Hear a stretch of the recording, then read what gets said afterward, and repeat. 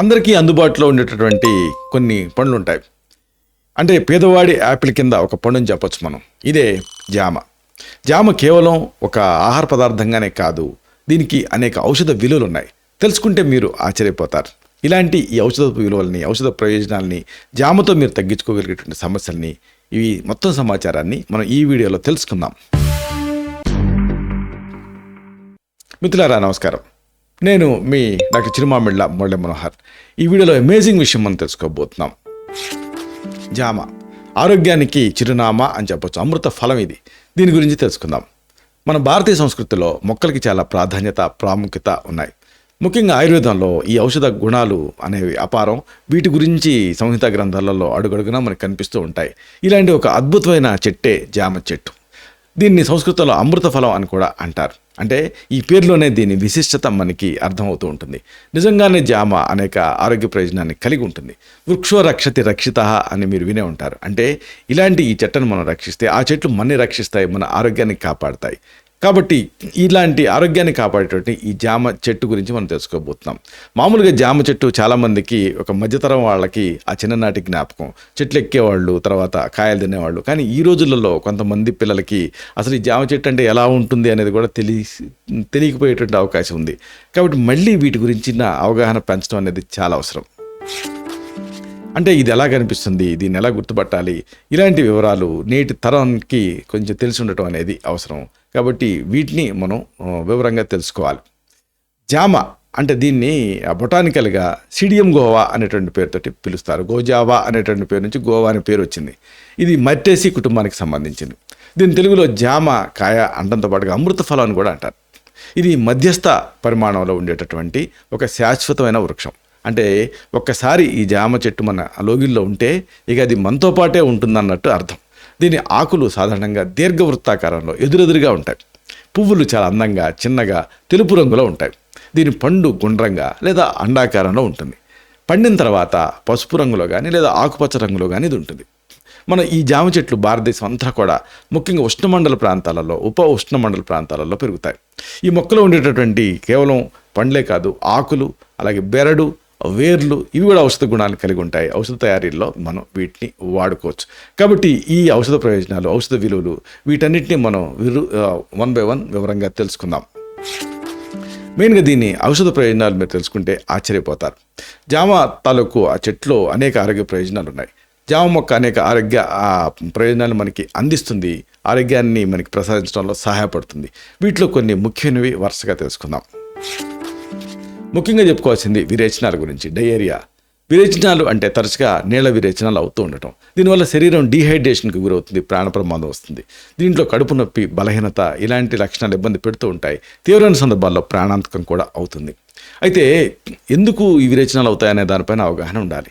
కలుషితమైన ఆహారం తీసుకోవటం లేదా కలుషితమైన నీళ్లు తాగటం, బ్యాక్టీరియా లేదా వైరస్ ఇన్ఫెక్షన్స్ వల్ల ఇన్ఫెక్షన్స్ దాడి చేయటం, అలాగే ఆహారపు ఎలర్జీలు, ఫుడ్ ఎలర్జీస్, కొన్ని రకాల మందులు, అలాగే ఈ పేగుకి సంబంధించినటువంటి ఇంటెస్టైన్స్కి సంబంధించినటువంటి సమస్యలు, ఇలాంటివి విరేచనాలకి ప్రధాన కారణాల కింద ఉంటూ ఉంటాయి. అయితే జామని ఏ మోతాదులో వాడాలి, ఎంత వాడుకోవాలి, ఎలా వాడాలనేది తెలుసుకోవాలి. ఒక పిడికెడు జామ ఆకుల్ని 100 మిల్లీలీటర్ నీళ్ళకి వేసి అది 25 మిల్లీలీటర్ల వరకు వచ్చే వరకు మరిగించి కషాయం సిద్ధం చేసుకొని దీన్ని కషాయాన్ని రోజుకి 2 సార్లు ఇంటర్నల్గా తీసుకోవాలి.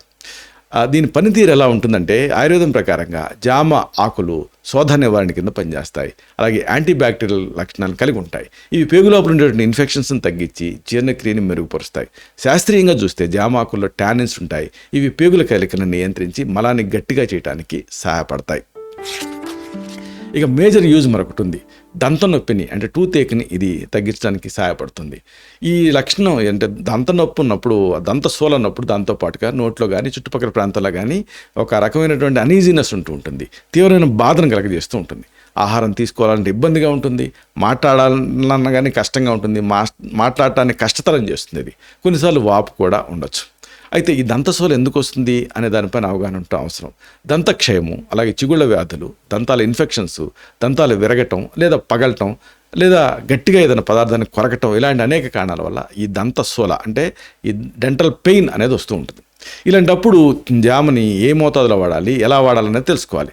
కొన్ని జామ ఆకుల్ని నమిలి ఆ పేస్ట్ని కొంతసేపు నొప్పిగా ఉన్న పంటి మీద ఉంచాలి, అంతే, సింపుల్. ఈ జామ ఆకులకి యాంటీ ప్లేక్ లక్షణాలు ఉంటాయి. ఇది నోట్లో ఉండేటువంటి హానికరమైన బ్యాక్టీరియాని నాశనం చేసి దంతాల మీద పెరిగిపోయేటటువంటి ఆ ప్లేక్ని తగ్గిస్తుంది. దీంతో దంత నొప్పి అలాగే ఆ నోటి సంబంధిత సమస్యలు ఇలాంటివి తగ్గుతాయి. ఇంకొకటి, ఇది వాంతుల్ని అంటే వామిటింగ్స్ని ట్రీట్ చేయడానికి కూడా ఉపయోగపడుతుంది. ఈ వాంతులు ఉన్నప్పుడు కొన్ని అనుబంధ లక్షణాలు ఉంటాయి. అంటే కడుపులో ఉండేటువంటి ఆహారం నోటి ద్వారా బయటకు వస్తూ ఉంటుంది, రిఫ్లెక్స్ లాగా.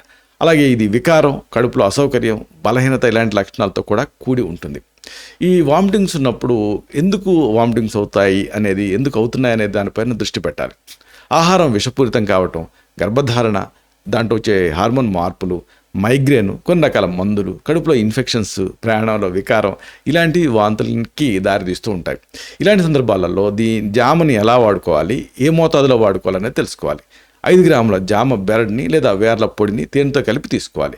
ఇది కలరా ఇంకా వాంతులు ఇలాంటి సమస్యలలో రిలీఫ్ని ఇస్తుంది. ఇది ఎలా పనిచేస్తుందంటే, జామ బెరడు కానీ వేర్ల తాలూకు పొడి కానీ వాంతుల్ని తగ్గించేటటువంటి ప్రత్యేకమైన లక్షణాలని, ప్రత్యేకమైన అంశాలను కలిగి ఉంటాయి. కాబట్టి వామిటింగ్స్ని కంట్రోల్ చేయడానికి ఇవి సహాయపడతాయి. ఆయుర్వేదం ప్రకారంగా ఇది జీర్ణ వ్యవస్థను శాంతపరిచి వికారాన్ని తగ్గిస్తుంది. ఇంకా అతి ముఖ్యమైన ఉపయోగం నోటిపోతని అంటే మౌత్ అల్సర్స్ని తగ్గించడానికి ఇది సహాయపడుతుంది. ఈ నోటిపోత ఉన్నప్పుడు కొన్ని అనుబంధ లక్షణాలు ఉంటాయి. నోటి లోపల, నాలుక మీద లేదా చిగుళ్ళ పైన చిన్న చిన్న బాధాకరమైన పుండు తయారవుతాయి. ఇవి ఆహారం తీసుకునేటప్పుడు, మాట్లాడేటప్పుడు చాలా ఇబ్బందిని కలగజేస్తూ ఉంటాయి. ఇలాంటి ఈ నోటిపోతకి కారణం ఏమిటి అనేది కూడా మీరు ఆలోచించాలి. మానసిక ఒత్తిడి, పోషకాహార లోపం, హార్మోన్ల మార్పులు, నోట్లో గాయాలు, కొన్ని రకాల ఆహారాలు పడకపోవటం, ఇన్ఫెక్షన్స్ లాంటివి నోటిపోతకి కారణం అయ్యే అవకాశం ఉంటుంది. కాబట్టి వీటిపైన దృష్టి పెడుతూ ఈ జామను వాడుకోవాలి. ఎలా వాడుకోవాలి, ఏ మోతాదులో వాడుకోవాలి అనేది మీరు తెలుసుకోవాలి. జామ ఆకుల కషాయాన్ని నోట్లో పోసుకొని పుక్కిలించాలి, అంతే. దీన్ని పిల్లల్లో వచ్చేటటువంటి మలద్వారం తాలూకు ప్రొలాప్స్ కోసం కూడా ఎక్స్టర్నల్గా వాడుకోవచ్చు. అయితే ఇది ఎలా పనిచేస్తుంది అనేది ఆసక్తికరంగా ఉంటుంది. జామ ఆకుల కషాయానికి సోదహర అంటే యాంటీ ఇన్ఫ్లమేటరీ లక్షణాలు ఉంటాయి, క్రిమినాశక లక్షణాలు కూడా ఉంటాయి. దీనివల్ల నోటిపోత వల్ల వచ్చేటటువంటి ఆ నొప్పి అలాగే వాపు ఇలాంటివి తగ్గుతాయి. అలాగే ఇన్ఫెక్షన్స్ కూడా ఇది ప్రివెంట్ చేస్తుంది. ఇక అతి ముఖ్యమైన మరొక యూజు, ఇది మలబద్ధకం అలాగే తెల్లబట్ట ఇలాంటి సమస్యలను తగ్గిస్తుంది. మలబద్ధకం విషయానికి వస్తే, మలబద్ధకం అంటే మలం సరిగ్గా బయటికి రాకపోవటం లేదా చాలా కష్టంగా రావటం. దీనివల్ల కడుపు నొప్పి, ఉబ్బరింపు, అసౌకర్యం ఇలాంటి లక్షణాలు కనిపిస్తూ ఉంటాయి. దీనికి కారణం ఏమిటంటే తగినంత నీరు తాగకపోవటం. రోజుకి దాదాపు 3 to 4 లీటర్స్ తాగాలి, కానీ అన్ని తాగట్లేదు చాలామంది. అలాగే ఫైబర్ తక్కువ ఉండేటువంటి ఆహారం తీసుకోవటం కూడా మలబద్ధకానికి కారణం. అలాగే శారీరక శ్రమ లేకపోవటం, కొన్ని రకాల మందులు, అలాగే జీవనశైలిలో మార్పులు ఇలాంటివి మలబద్ధకానికి కంట్రిబ్యూట్ చేస్తూ ఉంటాయి. ఇలాంటప్పుడు జామని ఎలా వాడుకోవాలి, ఏ మోతాదులో వాడుకోవాలనేది తెలుసుకోవాలి. ప్రతిరోజు కూడా ఒక జామ పండును తింటూ ఉండాలి, అంతే. ఇది డయాబెటీస్ ఉన్న వాళ్ళకి కూడా చాలా మంచిది. అయితే ఇది ఎలా పనిచేస్తుంది అనేది, దీని పనితీరు చాలా ఆసక్తికరంగా ఉంటుంది. జామ పండు పోషక విలువలు కలిగి ఉండటమే కాదు, మంచి లాగ్జిటివ్గా, భేది మందుగా కూడా ఉపయోగపడుతుంది. దీంట్లో ఉండేటువంటి ఫైబర్ మలాన్ని శుభ్రం చేయడానికి, బయటకు పంపించడానికి సహాయపడుతుంది. అలాగే చెప్పుకున్న తెల్లబట్టలో కూడా ఇది ఉపయోగపడుతుంది, లికోరియాలో. ఇలాంటప్పుడు తెల్లబట్ట ఉన్నప్పుడు ఆ స్త్రీల జననేంద్రియ నుంచి తెల్లటి లేదా పసుపు రంగులో ఉండేటువంటి జిగురుగా ఉండేటువంటి స్రావం వస్తూ ఉంటుంది. ఇది కొన్నిసార్లు దురద అలాగే అసౌకర్యంతో కూడా కూడి ఉంటుంది. ఇలాంటి తెల్లబట్ట లేకపోతే వైట్ డిశ్చార్జ్ ఉన్నప్పుడు దానికి కారణాల మీద దృష్టి పెట్టడం అనేది అవసరం.